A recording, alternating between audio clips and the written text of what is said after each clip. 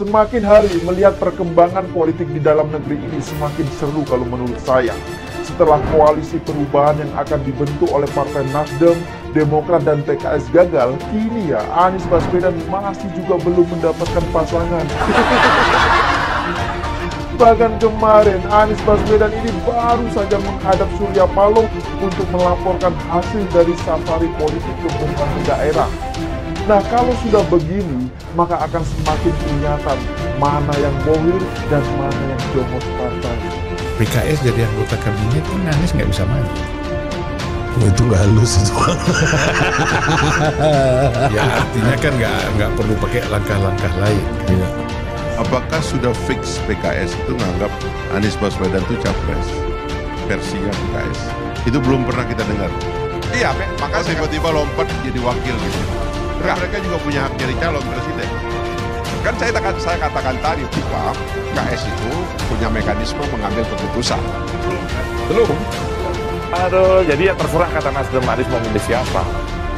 Sebenarnya Anies sendiri kemudian menegaskan 3 kriteria cawapres yang dia inginkan. Gila ini orang. Kayak dia yang paling top aja udah ngasih standar bahwa harus ada 3 kriteria. Yang pertama, cawapres itu diharapkan dapat memberikan kontribusi dalam kemenangan di Pilpres 2024. Ya iya. Kontribusinya logistik aja atau gimana maksudnya?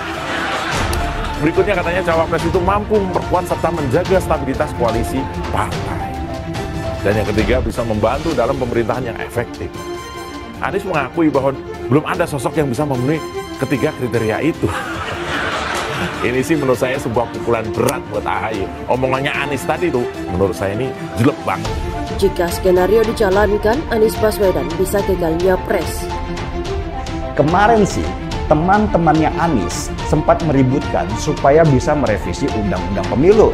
Tapi ternyata nggak ada partai yang mau kecuali Demokrat dan PKS doang. Ya, itu mereka teman-temannya Anies. Di antara kandidat calon presiden 2024, nama Anies Baswedan termasuk yang punya potensi besar untuk menang. Akan tetapi Anies bisa saja gagal nyapres kalau tak kunjung mendapat dukungan kuat dari partai politik besar. Dan kalau akhirnya Anies gagal maju pada Pilpres 2024, kandidat-kandidat lain yang punya dukungan parpol besar akan mendapat keuntungan.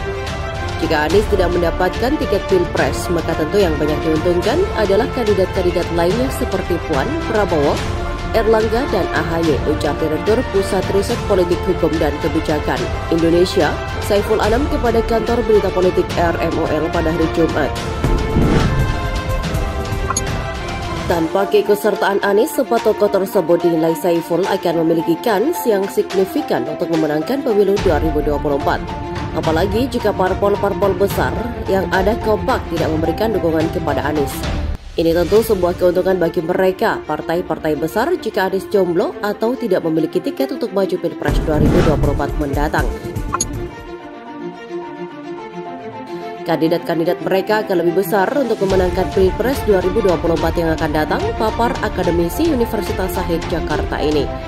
Selain itu, lanjut Saiful, jika melihat partai-partai besar saat ini yang sama-sama memiliki bakal kandidatnya masing-masing, maka hal tersebut dianggap menjadi strategis bagi mereka apabila Anies tidak dapat mencalonkan diri pada Pilpres 2024 karena tidak cukup suara. Saya kira ini bisa jadi salah satu bentuk skenario parpol-parpol besar agar kemudian Anies menjadi jomblo atau kehilangan dukungan untuk dapat berlaga pada Pilpres 2024. Kalau terjadi demikian, maka tentu parpol yang diuntungkan adalah parpol-parpol besar yang telah memiliki kandidat pada Pilpres 2024 yang akan datang, pungkas Saiful.